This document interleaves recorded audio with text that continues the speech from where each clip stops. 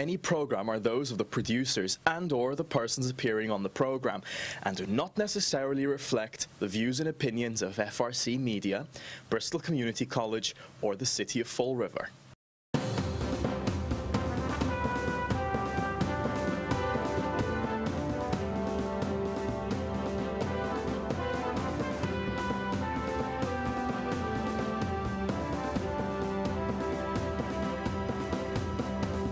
Well, hello. Welcome to Spindle City Straight Talk. I'm Chip. And I'm CJ. And here is Nelson. Our special guest host. Special guest host again with his facts and figures and everything else. And all right here. Where do we begin? We begin with the clowncil.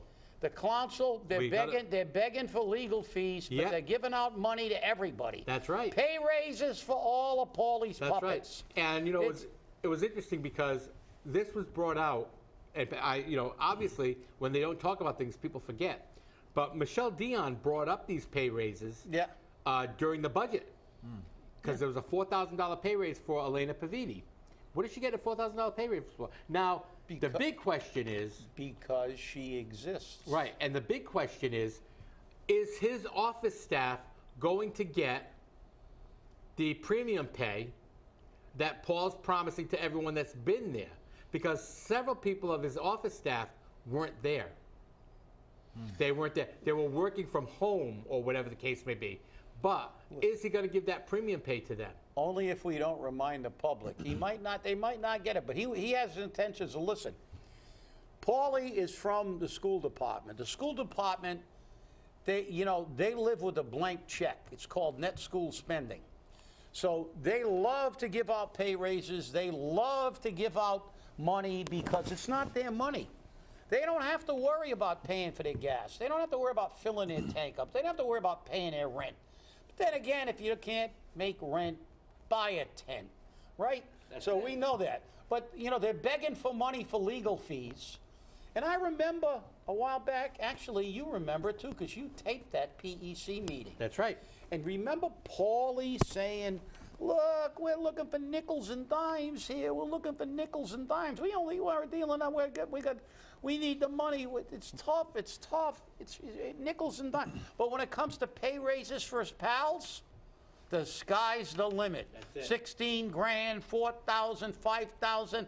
People can't pay for. They can't afford to drive through Burger King now. It's too expensive. But Paulie's people, they're doing well. Yes, they are.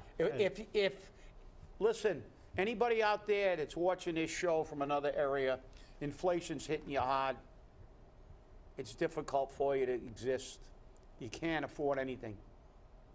Come to Fall River. We got tons of market rate housing. Get a job with the city. Get friendly with Paulie. You'll be all set. That's it. And remember, if you can't afford your rent, not only can you get a tent, you can move to Brockton or New Bedford. That's right. That's right. Remember that. And you should. And you should. And you should, because you don't belong. Yeah, the peons do not belong in the city of Fall River. That's right. We don't belong in the city of Fall River. And now Nelson's chomping at the bit. Now that we've set the stage that we have an administration that doesn't care about the regular people of Fall River. Isn't that the truth? Let's hear what Nelson's got to say. I see a lot of yellow highlighting on those pages. Yes. Speaking of doing well, we all know that Mr. Kenny Fiola is doing very well in the city of Fall River under the Coogan administration. But you see, I done my research, and fact is he wasn't doing so well. In fact, he was almost on his way out, bankruptcy, literally. So you see, back in February of 2020, February 20th, he appeared in front of the committee seeking $110,000 to repair the Cherry and Webb's building, the roof. That was the CPA committee, correct? Yeah. And it was in that meeting that he expressed that they were in dire need of funding.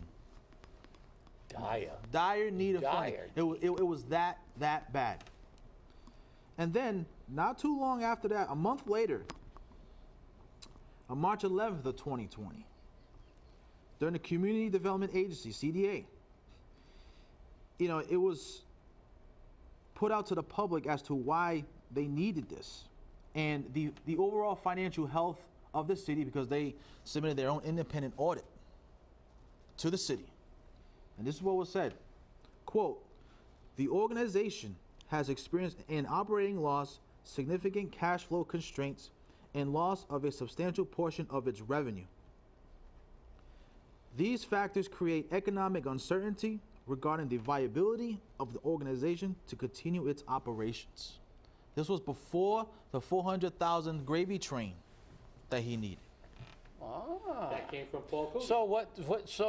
So what you just read was at that constraint and the cash flow. That's all because when you're not connected, you don't get the money. Yet somebody pulled the trough out from under you, and now you had to make it on your own, not on your connections, huh? But look what happened. Again, I think we said that on a previous show. Yes, we have. That if they need these connections. It's like city attorneys; they can't make a living as an attorney, a real attorney, so they work for the city because they can't get enough clients because they not that great. And at that meeting, they said that, because of a incoming Coogan administration, they expected to become the new economic pioneer for the city of Fall River. So Pioneer. you see, the thing is that Kenny Fiola planted his seeds in the garden of Cooganomics, and Carl Coogan poured the water over so that those seeds can grow to where it is today. Now look where he is. He's everywhere now. Everywhere. He's like the octopus, like Chip said. He's the octopus. His hand is in every single jar in the city. See, he's flush with cash. He's getting the relief. He's everywhere. But what does that leave you, the renters, the property owners who need relief now? Moving to New Bedford and Brockton. And before the election of last year, a local radio station played commercials with him of many of his achievements, of course, supposedly. And we all know that Amazon he would say that was probably one of his biggest achievements. That was Sutter. Right? So he put it on the airwaves. So see, the great thing about other cities and towns that do the same thing as you can compare as to what actual negotiating actually looks like. So, as we know, New Bedford is showing Fall River what to do as far as public housing. Rhode Island's doing it. Everyone's doing it the right way. So, Johnston, Rhode Island. Oh, we did a show. We did a show about that. But I think that, the people need to be absolutely reminded. Remind of the skills that he brought for Amazon for us. So now we can compare the two. Now, keep in mind they secured a 20-year tax break from them. It's a big, big, big project, and I think it totaled like almost $300 million package that they were able to negotiate from them. Almost the size of our whole budget for the city of Fall River. That's right. Multi-billion-dollar company. And this is what Johnston, Rhode Island, with their community partnership agreement, was able to secure for themselves. See, this is what negotiating looks like. Up to $1 million for road work and traffic mitigation based on a study funded by the company.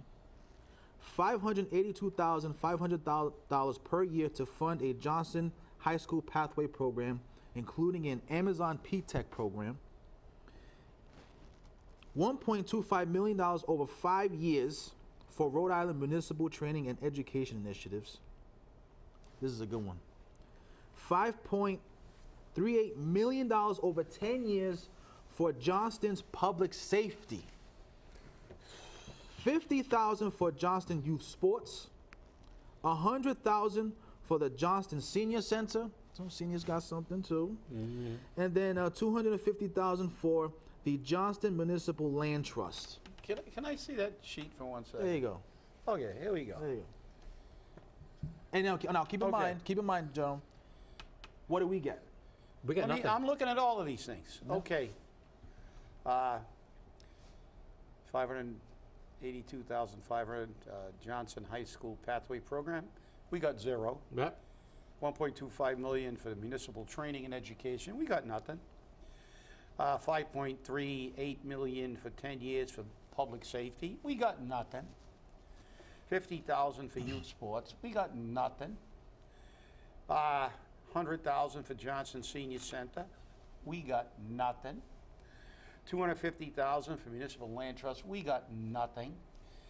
But you know who got something?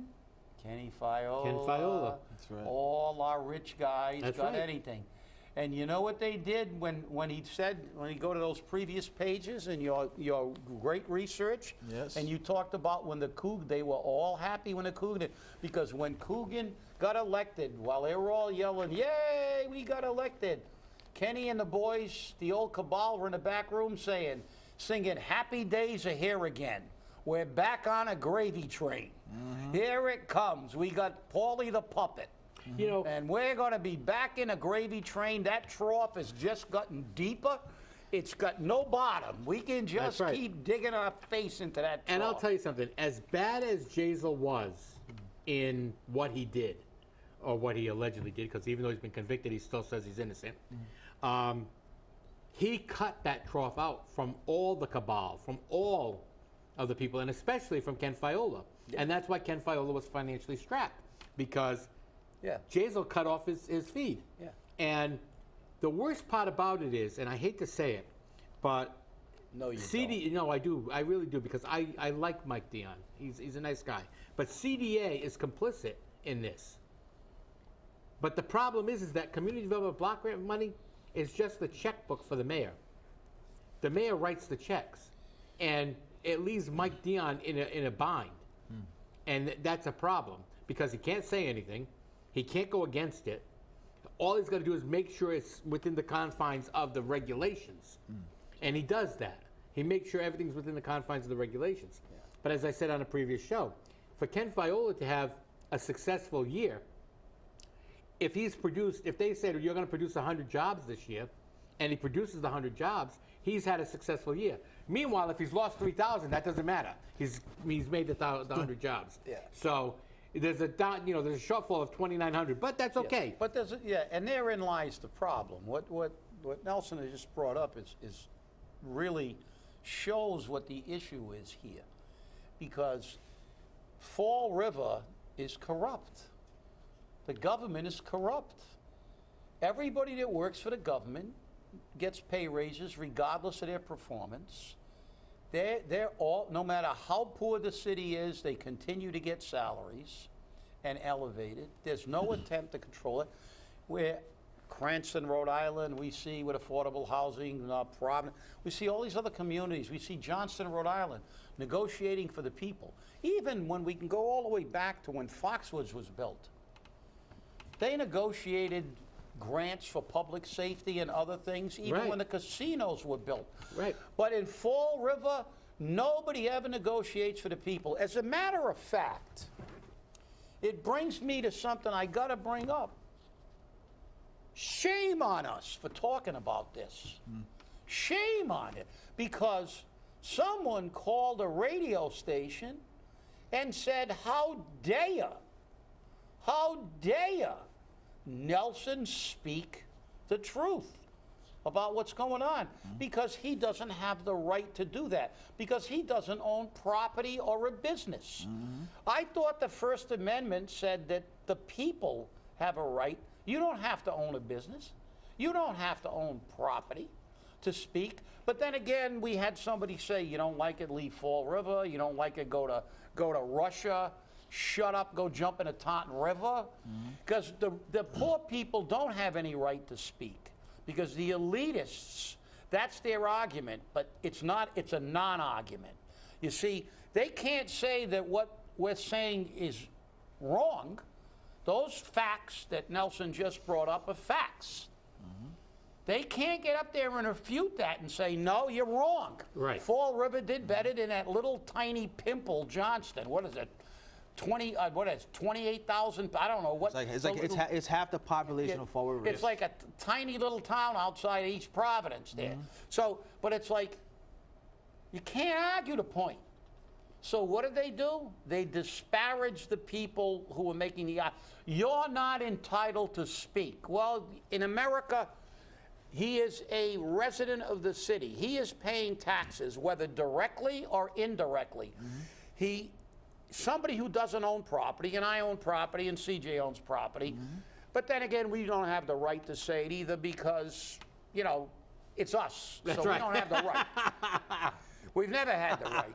We never have that right. The only people that have the right are the people that are getting the tips. That's right. Getting the money, getting rich, getting the pay raises. Shut up. Don't go before the council. We're sick of seeing you there because only the butt kisses who are going to get something from an administration. Fall River has gone this way too long. It is time for a change. It is time for a change. The people have to wake up. And so Nelson's chomping at the bit. He's got some more statistics here, so let's see what happens. You know, here's the thing. Just like every person in this world, I put on my pants one leg at a time. Doesn't matter how much money you have. Doesn't matter because when you go into the voting booth, it's one person, one vote. It doesn't matter. It doesn't matter. I respect other people's opinions, but those are the facts here in 22 America. You see, everything that I've talked about cannot be refuted. The housing crisis that's plaguing us right in front of us, and yet we have a mayor who said, what do you want me to do about it? You see, as of right now, and by the way, here it is. Jump in the Taunton River. Here No, I it didn't is. say that. Here it is right here, okay? Here it is. Massachusetts right now ranks 3rd in the highest housing wage. 3rd. And as of right now, you need to make $36, $24 an hour required to afford a 2-bedroom apartment. That's at $36.24 an hour. And at the current minimum wage, see, Paul, you're not good with numbers, but you know, I know how to interpret the impact of numbers, and that was by your own admission. The average person at the current minimum wage needs to work 107 hours a week to afford a 2-bedroom apartment. Okay, 107 hours a week. Do you know what that means? That means working full-time, 16-hour days doesn't even cut it. Doesn't even cut it. So you know what? And here it goes. You see, Paul, these are the people right here. Okay, right here. This is the statistics, the percentages, the brackets of the income, low-income renters, okay? In the labor force, 27%. Disabled Americans, 19%. 38% seniors. The list goes on. People, 4% in the school department. Single caregivers, 9%. Those are the single, probably single parents. And it has another category, other, at 9%. You know, the list, these are the people who need relief right here. Right here. And these are the people, allegedly, your buddy, pal, Fiola, who is the real mayor, by the way. And you're just a ceremonial mayor. These are the people. Numbers tell a story. Percentages tell a story. These are the people your friend told, to go live somewhere else, allegedly. Go to Brockton. Go somewhere else. Not in Fall River. Yeah, but we did have people Right. that didn't allegedly do it. They actually did it. That's They right. said, Yeah. go, move out of Fall Yeah. River or go to Russia. Right. But let me say something about you. I mean, you just got from one of our viewers said, oh, he pays his excise. But everybody pays indirectly. You don't need to own a property. When you pay your rent, you're indirectly paying Water, sewer, water, taxes, everything. Because insurance. that's what your landlord, that's income that your landlord claims. When you pay for your car excise tax, you pay for your auto insurance. And when you go to the store, you may not own a business, but you are the people that keep people in business. Because if you don't go and shop at the stores, they close. But as I said, these are the weak arguments of people that can't counter facts. Paul doesn't care. He doesn't care about what you just read. He doesn't want those people in Fall River. They don't want the great unwashed here. They think they're going to make this city of rich and welfare rats, and then they don't have to worry about it. They're all done. Wash our hands of these irritating people. 38% retirees? Our seniors. Seniors. You think Paul cares about the fact that the average of city employees, and I just get back from a retirement board meeting, you all know that when I show up with a tie, I've been at a retirement board meeting. The average median pension is $22,000 a year. Now, yeah, granted, there are people who just retired from the big city jobs that are given big pensions, but the average people that lived long enough to outlive their pension.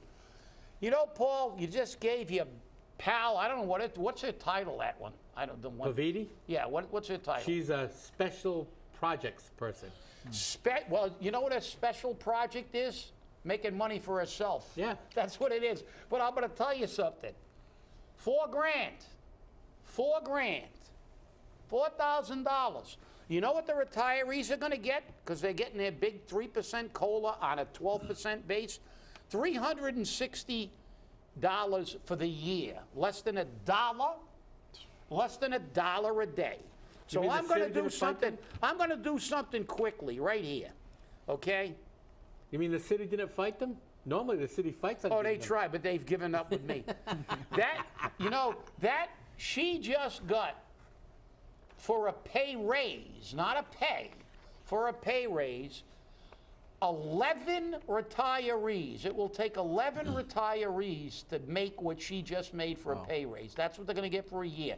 But you think Paul cares about that? Do you think Paul really cares? You're going to get me going now because retirees and I got to deal with them. That we have people who worked not as a vice principal with their hands in their pockets, walking around high-fiving the kids. Hey, let's go, buddy. Come on. Oh, yeah, just give me my six-figure salary. They're working as clerks, 30 grand, 25 grand. They get retired. They're making crap. They live too long. They're making nothing. Don't you think it's kind of tragic that somebody who worked their entire life, wasn't on welfare, wasn't on drugs, worked their entire life, went in and put a 40-hour work week in, that they are looking at losing their houses that have been paid for decades because of this city's inability to stop spending and him giving all his pals pay raises. These fees and taxes are going to cost people their homes. I have the perfect solution how you could bring affordable housing here in the city of Fall River. Okay, it's very, very simple. See, nothing's more concrete when it's an ordinance. It's the law. Yeah, so you know what? We don't pay by ordinance. Yeah, because he's not paying by ordinance now anyway. So this is how you do it. So you go to the zoning board. Any developer that wants to build market rate housing, and say for the sake of argument that it's available, it's not being utilized. Any person that wants to build affordable housing has to contribute at least 30% of those units attributed to affordable subsidized units. Now, in the ordinance, they're going to have the option to buy out from that requirement. So the city will turn around and say, you know what? You don't want to build it? Cool. You don't want 30%? All right, fine. You're going to write a check. You're going to write a check 30% of the projected revenue you're going to make off this project. So let's take for the sake of argument.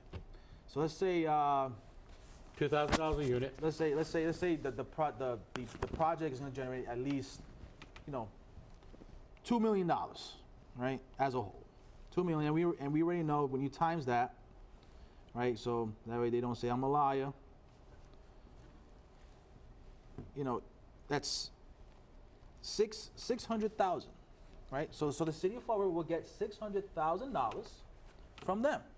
We turn around and we deposit that money into something called the Fall River Affordable Housing Trust Fund. So now developer B comes and says, I want to build affordable housing. We will say, if you're going to build 150 units, just like what New Bedford's doing, we will give you 50% of this money. If you build 200 units, we'll give you 80%.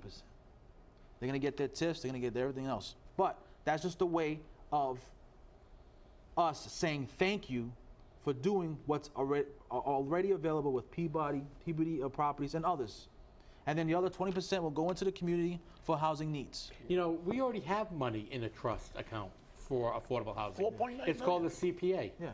Well, we got 4.9 million. But I'm just saying for a new trust fund, something Yeah. else But- to add But on. it gets even better. Lakeville just announced that they are having Lakeville? Lakeville. It's like They the- have not even announced as a big as lottery for 4 affordable housing units out of 12. 1/3 of the units are affordable. Wow. Okay? And they just announced their lottery. Yeah. And gets even better. If you want to buy it, you can buy it. You can buy the unit. Wow. Okay? And you get a mass housing loan, which is low interest, and the sale price of the unit is about 50 to 60% of the market rate selling cost. Yeah. So they can buy, and they have to be a first-time home buyer, but they can buy the unit. And it's in Lakeville.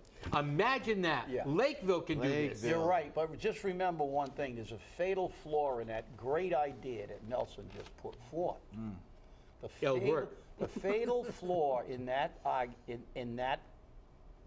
argument about how we can deal with this, because listen, there's a whole myriad of ways we can deal with this. People have dealt with this. They have all over the country. They're coming up with systems to allow regular people to afford their rent. That's right. But see, the fatal flaw is that in Fall River, you know, the cabal or the mafia that's running this city now does not want these people. Yeah. See, we sat at a meeting where they talked about the Flint corridor. Oh, God. We want to keep the neighborhood and the community together. That is the biggest pile of bull crap in the world, because they do not want the people who inhabit the Flint to be in the Flint. They want everybody replaced with market rate housing. How many people do you think that were at that meeting could afford market rate housing? Basically none, except maybe Joe Moose here, the guy that liked everything. But the fact is that they don't want these people in. This is elitist. This is not Democrat, Republican, independent. This is a class war. It's the rich not caring about the poor. They never It's have. the Nancy Pelosi's that said, let them eat cake. And the people who are affluent or better off or middle class have never really cared about the lower class. The people who are poor, the people who are on a paycheck-to-paycheck basis. And when you look at the fact that today, the majority of people in this country are living paycheck to paycheck. Two-thirds, the last stat. Two-thirds, okay, are living paycheck to paycheck. And this mayor doesn't understand that. And this mayor doesn't care, because he wants something that Fall River will never be. He wants Fall River to be Newton. You know, and two, you know, it's just $2,000 a month. 72 grand a year. That's for a 1 bedroom. 2-3 bedrooms. It's absurd. And those are the facts, and it cannot be refuted. And Paul, for you to just say, what do you want me to do? If a recall election is brought against you, and there are many areas we could point to. There's many areas. But that one comment, and you cannot take back, it's going to live in infamy during your whole entire administration. Because you don't understand your position as mayor, and it's evident that you just don't give a damn. And you said that ARPA money should not be used as free money. Well, follow your advice and do right by it instead of creating structural deficits with that money. I agree. I want to thank you for coming, Nelson. It's always a pleasure to have you here. My pleasure. I want to thank everybody for watching, and I want to say a special shout out to Michelle Dionne. Today's her birthday. Oh. Happy birthday, Michelle. It's always great to see you. The only counselor that cares about the people. That's right. And remember, stay safe, stay angry, and hold your politicians accountable. Thanks for watching. We'll see you on Friday.